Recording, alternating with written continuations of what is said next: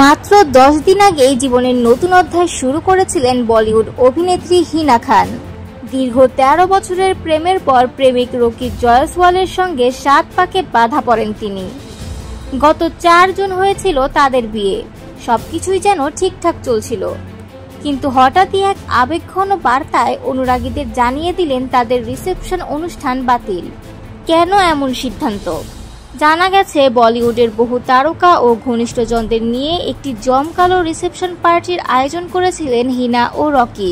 আমন্ত্রণপত্রও পাঠানো হয়েছিল, তবে হঠাৎ করে সেই পরিকল্পনা বদলে গেল।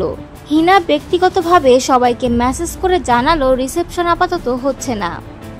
এর পেছনে রয়েছে দুটি গভীর কারণ। প্রথমত, হিনা খান এখন ক্যান্সারের 3য় স্টেজে, চলছে কেমোথেরাপি।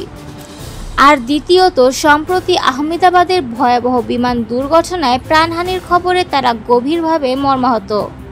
এই কঠিন সময়ে বড় কোনো উদযাপন করতে মন চাইছে না নবদম্পতির, আর তাই সময় নষ্ট করার জন্য সবার কাছে ক্ষমা চেয়েছেন হিনা। তবে রোগে নয়, মানসিক শক্তিতেই বিশ্বাস করেন এই অভিনেত্রী।